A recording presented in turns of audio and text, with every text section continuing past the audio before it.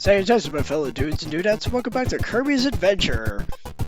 And now we're on level 6, Orange Ocean. This is where the game starts to really rear its ugly head with that enemy placement problem I mentioned earlier. But on the flip side, oh my goodness, we actually have an aesthetic that matches the title of the level. There is water, and everything is orange. Well, except for this. It's like, okay. This is simply here so you can get the throw power-up. I leave because I don't like fighting that boss, and there's no use for the throw power-up in water. But yeah, like I was saying, this is where the difficulty starts to rev up quite a bit. This is where I started to really struggle. Well, I guess you could use the throw copy ability to get that extra life if you want it. And I probably could have used it, considering the fact that I just died.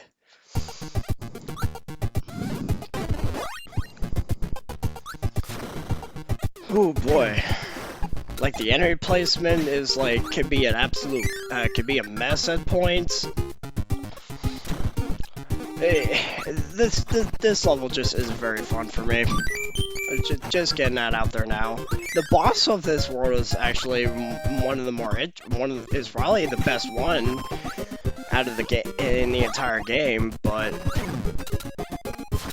it's like almost every few seconds I get a power up, I immediately lose it because an enemy just comes out of nowhere. This is where that patience thing really comes into play, because if you're not taking your time, you're just going to keep running into enemies repeatedly, and you're just not going to have a fun time. And there are also going to be some instances where the enemies just fall from the sky.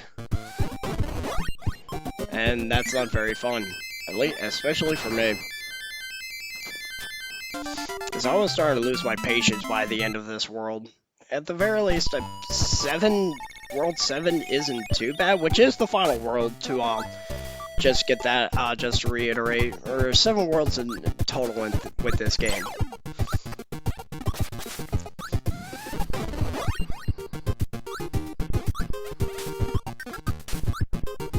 But, yeah, I don't like Orange Ocean. Again, on one hand, I'm glad it's actually orange, and, like, there is some oceans, or, like, there are some water, sections, but it's like, oh boy. Watch out for that crash bomb.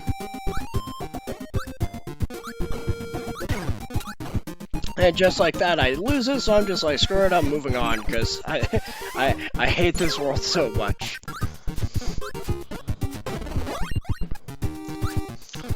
Something I haven't mentioned yet, like, whenever you inhale two enemies,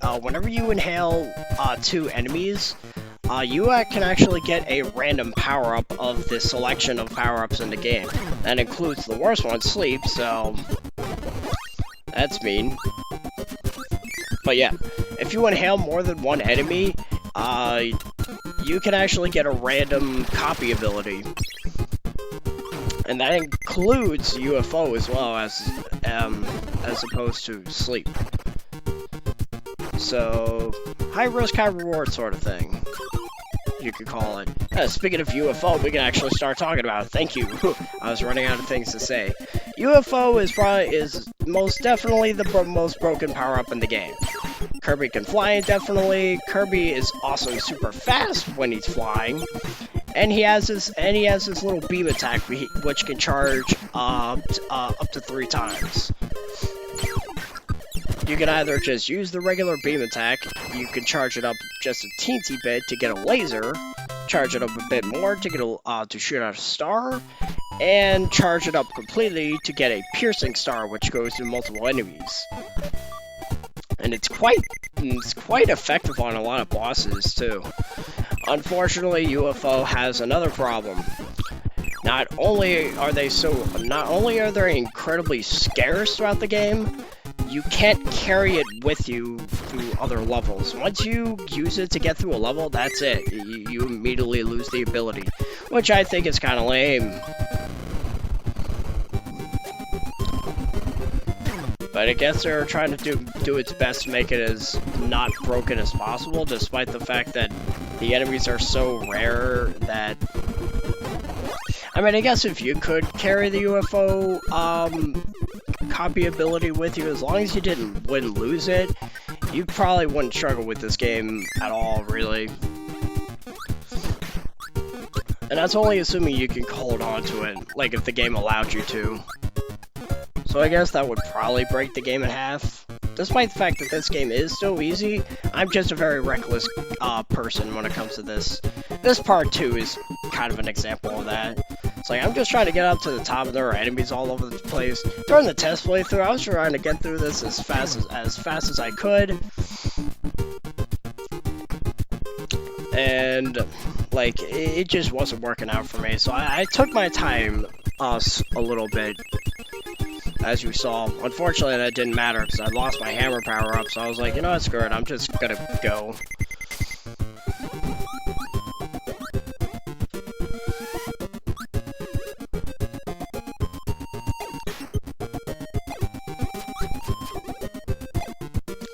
Gotta be careful with all these cat enemies since they can explode, and that's really annoying. Not to mention those coconuts that explode. What the heck are in those things that can make them spontaneously combust when they hit the ground? So you guys it's like DDD. You put dynamite in these coconuts? What is wrong with you?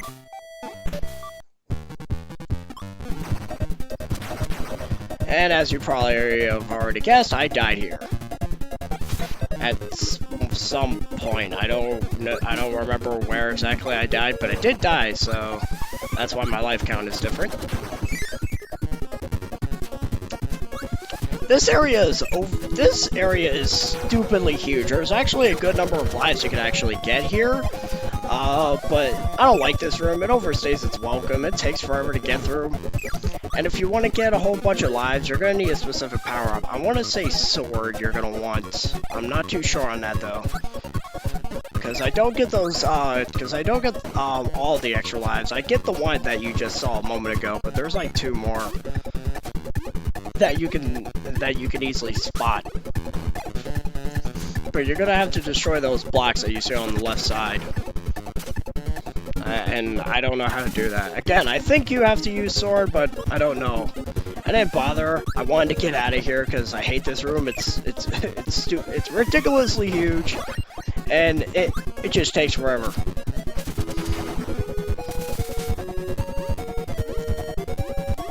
At the very least, the music is actually one of the more energetic tracks in the game. It's also one of my favorites. If these tracks have names, I apologize if I don't know them off the top of my head. It's as I said, I don't have too much Kirby experience, at least with the older games.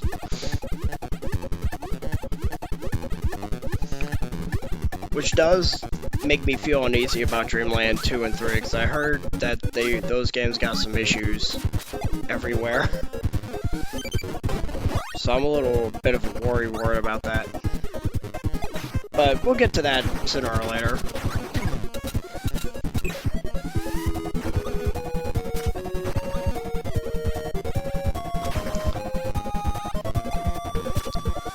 It's like, I'll probably do Dreamland 2 and 3, and then at another point I'll do like Superstar and 64.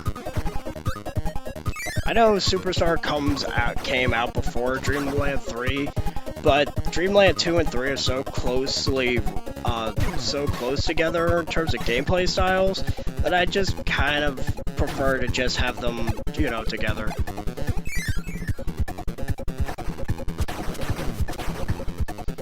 And now there's all these coconuts dropping like freaking flies. I hate this level. Ah! This level stinks.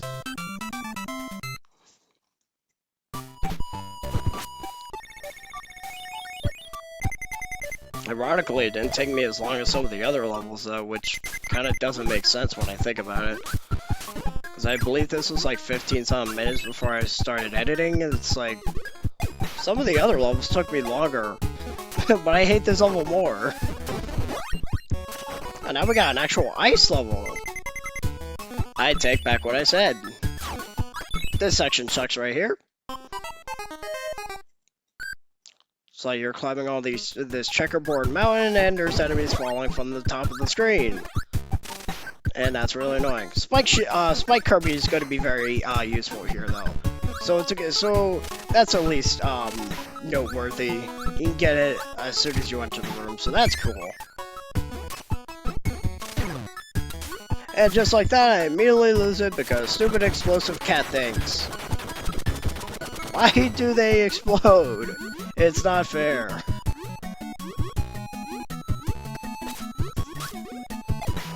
Well, regardless, this is one of the few ice levels. Why the heck does it do it every time I say that? It's like I bring up the fact that it's an ice level, and then the aesthetic of the next room is like has nothing to do with ice. Stop doing that, game. Okay, I believe I brought up this room before, the cannon issue. Alright, so what you're supposed to do is you're supposed to light the fuse and then quickly get over to this cannon. And the problem is enemies are, like, dropping down below you and can heed your progress quite a bit, because, like, they'll hit you, you'll fall down a bit, you have to slowly climb yourself back up. And most likely, by the time you get to the cannon, the cannon will fire, and you'll have to restart it again, and that's really annoying. My mistake, however, was the fact that I didn't prematurely destroy the explosive to get rid of all those blocks, so I could get there faster, because it does take a few seconds for all those blocks to disintegrate. So that probably could have helped things, but again, it's because of the enemies falling down from the top of the screen. It just drives me up a wall, and I do believe that's where one of the switches are. Yes, it is. And unfortunately, I didn't get a single switch in this world, and also no minigames. So that makes me sad. I could have used those crane minigames. I do believe you could go back to previous world and do those minigames. Like every time you complete a world, minigames and stuff reset. I didn't try it necessarily. I just wanted to keep going, but that is an option if possible, at the very least. Depending on which door you go through, you'll get a pair of bosses. The top door will lead you to those two Bomb Joe guys. I didn't want to deal with that, so I chose Mr. Frosty. And since I have UFO, I have no need for ice. So no, thank you. I think I'm good. I love UFO. I just wish it came up more often.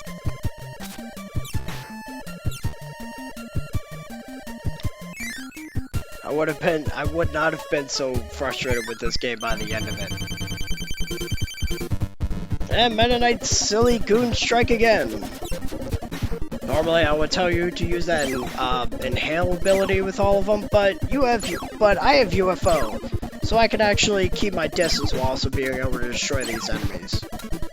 It's probably still faster if you just suck up the enemies and shoot them at each other. But I wanted to use UFO as much as I can, because I'm not going to get a lot of mileage out of it, just like in general, because of how rare it is. So, yeah. And there we go. And I do believe we're about to come up to the boss fight. And the boss fight is actually... wait for it. It's Meta Knight himself! Fun fact. He's actually the battle's not actually gonna start until you pick up that sword. He's just gonna stand there and wait for you. He's a patient guy, I'll give him that. He wants an honorable duel with Kirby. But anyway, here's how Meta Knight works. He's gonna do a few slash combos on the ground. He can also do that spinning attack that you know how to do. And he could also do this downward stab attack whenever he jumps in the air. Yeah, see? I managed to make it a close battle. Oh my goodness, Meta Knight is actually a Kirby. That's crazy. But now that we're done that, I think we've proved ourselves worthy of being able to get the Dream Rod. Why didn't Meta Knight have a piece? I guess he stole it from DDD, who was waiting for Kirby to claim it. Well, whatever. We get 6 worlds down, we got 1 more to go. So next time on Kirby's Adventure, we're going to go to the Dream Fountain, I believe, or something like that, whatever. So we're going to end the game next part. So until then, I got a juice.